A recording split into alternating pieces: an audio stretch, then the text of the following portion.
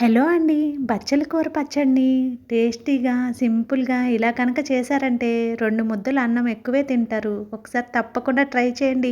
ఈ ఆకుకూరల పచ్చడిని ముందుగా బచ్చల కూరను ఒక కట్టని తీసుకొని శుభ్రంగా కడుక్కొని ఇలా సన్నగా తరుక్కొని పక్కన పెట్టుకోండి.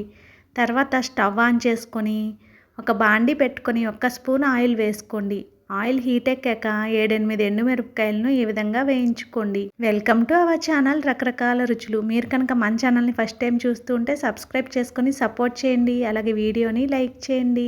ఎండుమిరపకాయలను మరీ నల్లగా అవ్వకుండా ఈ విధంగా వేయించుకున్న తర్వాత ఒక గిన్నెలోకి తీసుకొని పక్కన పెట్టుకోండి. తర్వాత అదే బాండీలో ముందుగా కట్ చేసి పెట్టుకున్న బచ్చలాకు కూరను కూడా వేసుకోండి. ఈ బచ్చలాకు కూరలో ఐరన్ ఎక్కువగా ఉంటుంది. ఎప్పుడు పప్పులో వేసి ఇలా వండుకునే కన్నా ఈసారి ఇలా పచ్చడి చేసి పెట్టండి. చాలా బాగుంటుంది. పిల్లలు కూడా ఇష్టంగా తింటారు. ఒకసారి చేశారంటే మళ్ళీ మళ్ళీ చేసుకుంటారు. టేస్ట్ అంత బాగుంటుంది. బచ్చలాకులోని నీరంతా ఇలా రిలీజ్ అయ్యి చక్కగా బచ్చలాకు వేగిందాకా వేయించుకోండి. తర్వాత కొంచెం ఒక ఉసిరికాయ సైజ్ అంతా చింతపండుని తీసుకొని ఆకుకూరలో పెట్టి స్టవ్ ఆఫ్ చేసేసుకోండి. చల్లారేంత వరకు పక్కన పెట్టుకోండి.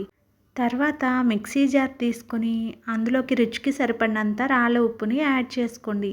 తర్వాత ముందుగా వేయించుకున్న ఎండుమిరపకాయలను కూడా వేసుకుని ఒకసారి మిక్సీ జార్లో గ్రైండ్ చేసుకోండి. ఈ విధంగా గ్రైండ్ అయిన తర్వాత 7, 8 వెల్లుల్లి రెబ్బలను కూడా వేసుకొని ఒకసారి మిక్సీ పట్టుకోండి. ఇప్పుడు ముందుగా వేయించి పెట్టుకున్న బచ్చలాకు మిశ్రమాన్ని కూడా వేసుకొని ఒకసారి మిక్సీ పట్టుకోండి. అంతేనండి, ఎంతో రుచికరమైన బచ్చల కూర పచ్చడి రెడీ అయిపోతుంది. దీనికి పోపు పెట్టుకుంటే బాగుంటుంది. ఇంకొకసారి స్టవ్ ఆన్ చేసుకొని ఒక ప్యాన్ పెట్టుకొని ఒక స్పూన్ ఆయిల్ వేసుకొని ఆయిల్ హీట్ ఎక్కాక ఒక స్పూన్ మినపప్పు, పావు స్పూన్ జీలకర్ర, పావు టీ స్పూను ఆవాలు వేసుకుని చిటపటలాడిన తర్వాత ముందుగా మనం గ్రైండ్ చేసుకున్న పచ్చడిలో వేసుకొని చక్కగా మొత్తం మిక్స్ చేసుకోండి. తర్వాత సర్వింగ్ బౌల్లోకి తీసుకొని సర్వ్ చేయండి. వేడివేడి అన్నంలో నెయ్యి వేసి పెడితే అందరు ఇష్టంగా తింటారు. మీకు కనుక నచ్చినట్లయితే వీడియోని లైక్ చేసి ఛానల్ని సబ్స్క్రైబ్ చేసుకొని సపోర్ట్ చేయండి. Thank you for watching.